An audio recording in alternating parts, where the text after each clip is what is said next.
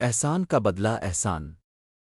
ایک دفعہ کا ذکر ہے کہ ایک دریا کے کنارے ایک درخت پر ایک کبوتر رہتا تھا۔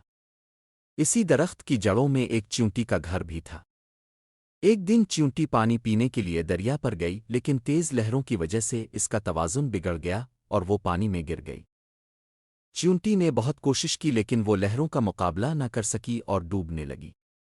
درخت پر بیٹھے کبوتر نے جب اپنی پڑوسن کو مصیبت میں دیکھا تو اسے بہت ترس آیا۔ اس نے فوراً درخت سے ایک پتا توڑا اور اسے چیونٹی کے قریب پانی میں گرا دیا۔ چیونٹی جلدی سے پتے پر چڑھ گئی اور کچھ ہی دیر میں کنارے پر آ گئی۔ اس نے کبوتر کا دل سے شکریہ ادا کیا کہ آج اس کی وجہ سے اس کی جان بچ گئی۔ کچھ دن گزرے تو جنگل میں ایک شکاری آیا۔ اس نے درخت پر بیٹھے کبوتر کو دیکھا اور بڑی خاموشی سے اپنی بندوق کا نشانہ اس کی طرف کر دیا۔ کبوتر اپنی دھن میں بیٹھا تھا اور خطرے سے بالکل بے خبر تھا۔ قریب ہی موجود چیونٹی نے جب یہ دیکھا کہ اس کا محسن خطرے میں ہے تو وہ تیزی سے رینگتی ہوئی شکاری کے پاس پہنچی اور اس کے پاؤں پر زور سے کاٹ لیا۔ درد کی شدت سے شکاری کی چیخ نکل گئی اور اس کا نشانہ چوک گیا۔